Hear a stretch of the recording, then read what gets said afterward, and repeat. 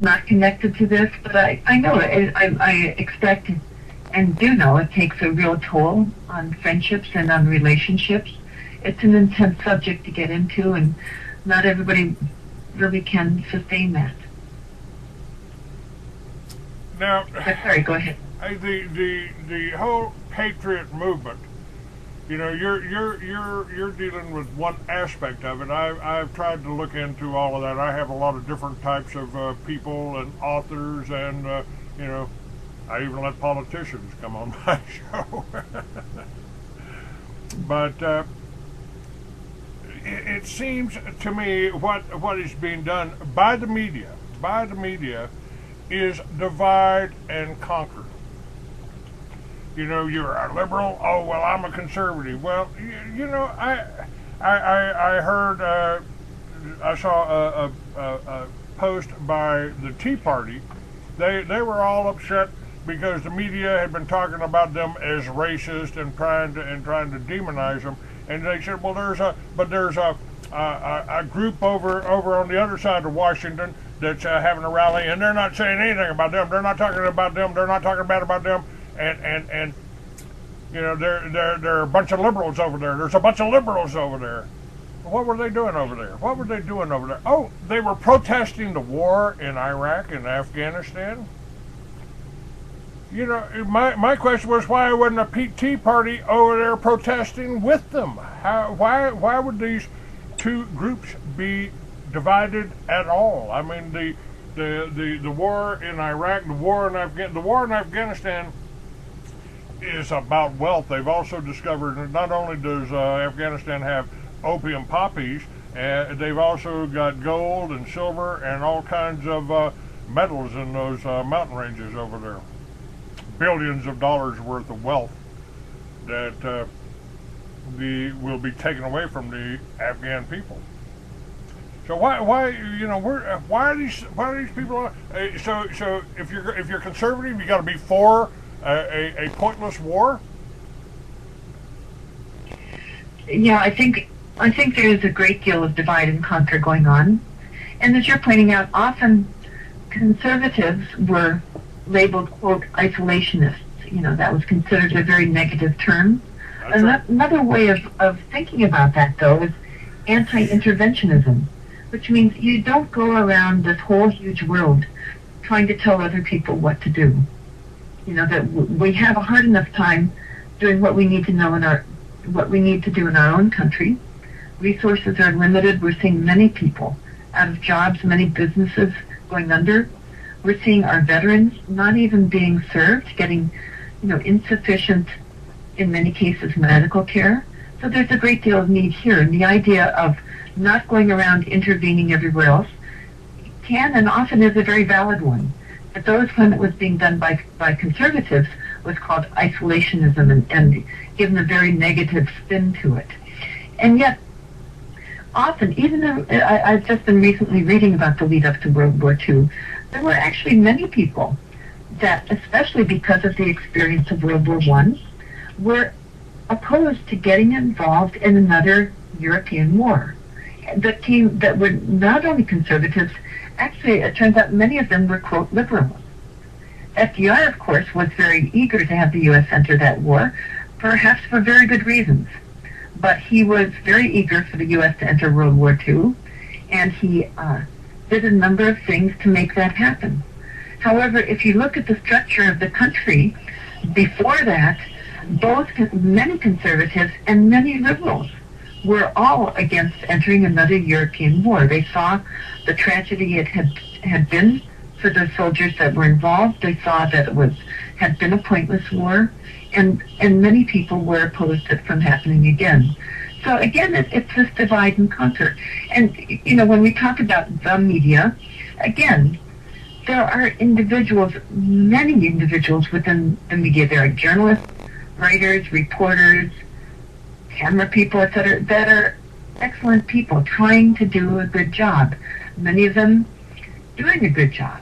But if you look at the overall structure, the system that's going on, what's coming out, there is, the sad reality is that they're not doing a good job. The media overall are not doing a good job, especially in their coverage of Israel-Palestine, which is, that's what I focused on, and that's the reality.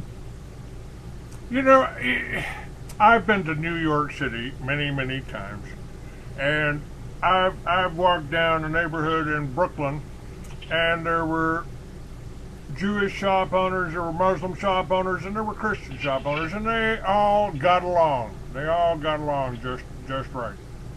Just well, anyway, you know. I mean, they may not have gone to the same restaurants to eat or didn't drink in the same bars, but they worked in the streets of New York together.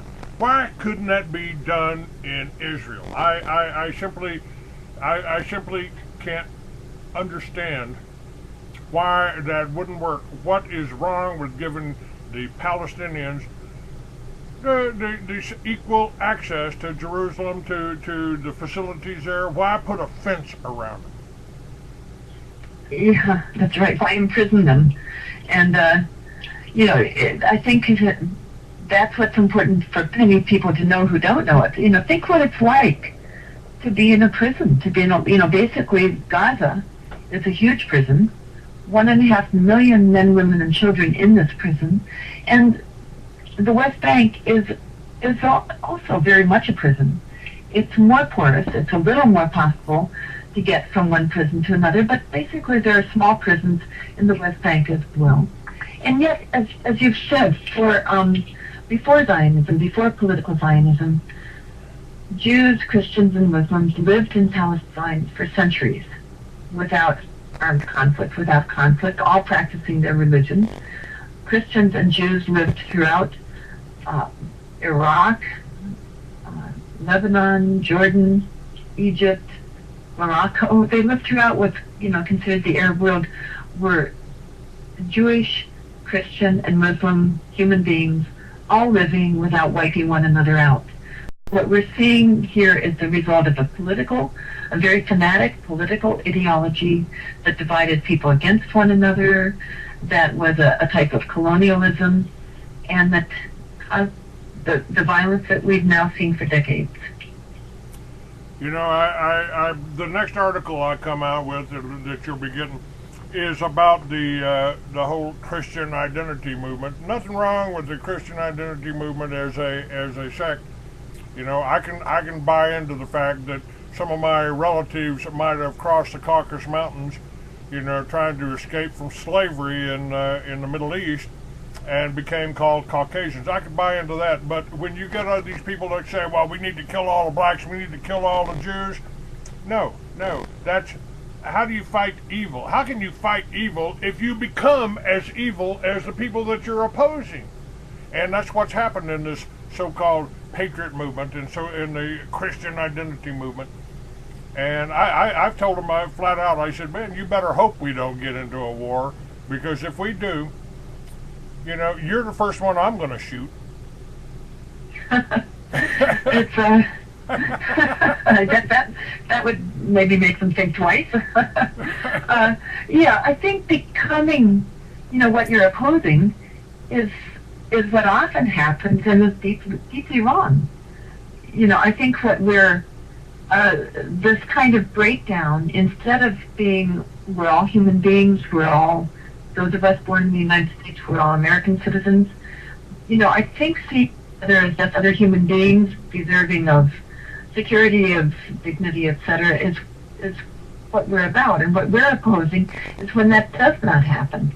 When Israel treats Christians and Muslims differently than they treat Jewish Israelis. That's what we're opposing, and I think it's very important to uphold the principles that motivated the founders of the United States. Those are the founding principles of this country, and those are the ones that we need to continue to promote, to make sure that we don't lose those principles. That's all right.